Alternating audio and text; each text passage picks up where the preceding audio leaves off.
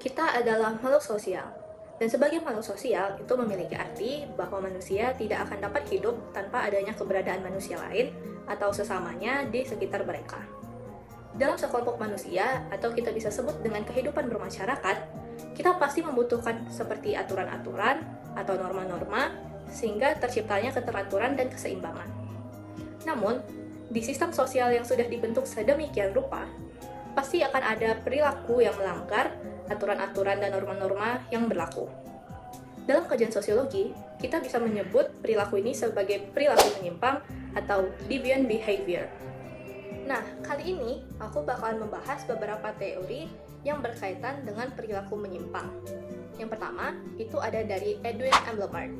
Edwin Engelbart menyatakan bahwa perilaku menyimpang itu tuh terjadi dikarenakan adanya proses labelisasi atau pemberian julukan.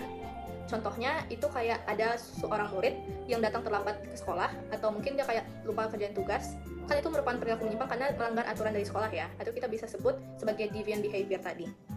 Nah, gara-gara perilaku dia yang tadi melanggar ini, guru-guru atau teman-teman di sekitarnya itu tuh mulai mencap atau melabeli dia sebagai anak yang nakal. Nah, karena menurut dia udah terlalu sering dianggap atau dicap sebagai anak yang nakal, dia tuh beneran merasa lah bahwa diri dia ini sebenarnya memang beneran anak yang nakal. Nah, di situ tuh dia juga mulai beranggapan bahwa dia itu tidak perlu merubah dirinya. Karena kalau dia merubah dirinya menjadi lebih baik lagi, itu kayak bakalan percuma atau sia-sia dong. Karena pandangan orang-orang di sekitarnya kayak guru-guru dan teman-teman dia tadi, itu tuh udah negatif ke dia gara-gara udah melanggar tadi. Nah, gara-gara hal ini juga, anak yang dicap sebagai anak yang nakal tadi dapat melakukan penyimpangan-penyimpangan yang lebih parah lagi, seperti bolos sekolah, atau makin malas ngerjain tugas atau belajar. Nah, yang kedua, itu tuh ada teorinya si Edwin Sutherland. Edwin Sutherland ini dia tuh menyatakan bahwa perilaku menyimpang itu tuh bersumber dari seseorang yang bergaul dengan orang-orang yang sudah melakukan perilaku menyimpang sebelumnya. Contohnya, kita pakai contoh yang simpel aja di sekolah. Ada seorang anak yang baik, dan di saat yang bersamaan itu tuh ada circle anak-anak yang atau yang kayak suka ngebully temennya gitulah. Nah, circle ini nih, dia tuh tertarik buat ngajak anak yang baik tadi ini temenan. Setelah temenan, mereka ini menghasut anak yang baik tadi buat ikutan ngebully teman-temannya juga. Nah, pasti anak yang baik tadi ini juga terhasut dong, gara-gara dia udah menjadi bagian dari circle yang tadi. Dia tuh kayak, daripada aku dijauhin, mending ya aku ngikutin mereka aja, ikutan ngebully gitu kan. Nah, ini nih adalah salah satu contoh dari teori Edwin Sutherland tadi. Nah, yang ketiga, itu tuh ada teori konflik dari Karl Marx. Untuk teori kali ini, aku bakalan pakai contoh perilaku menyimpangnya itu. Kenapa sih korupsi itu merupakan perilaku yang menyimpang?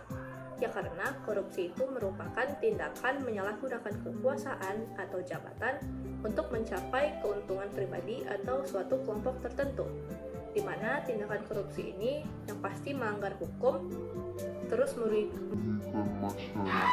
juga, dan menciptakan ketidakadilan sosial.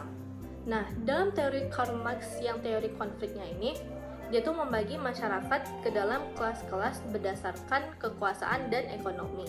Jadi bakalan ada tuh kelompok yang memiliki kekuasaan terhadap sumber daya, ada juga kelompok yang tidak.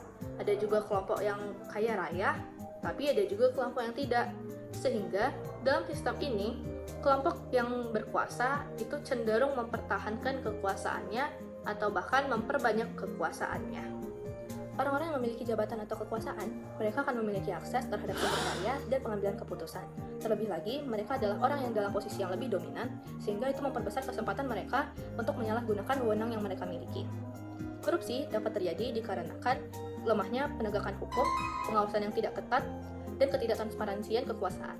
Oleh karena itu, untuk meminimalisir terjadinya korupsi, diperlukannya penegakan hukum yang lebih kuat, pengawasan yang lebih ketat, serta kekuasaan yang lebih transparan. Lalu, gimana caranya biar perilaku menyimpang atau penyimpangan sosial ini tidak terjadi secara terus-menerus? Nah, dalam sosiologi ada konsep yang dinamakan pengendalian sosial.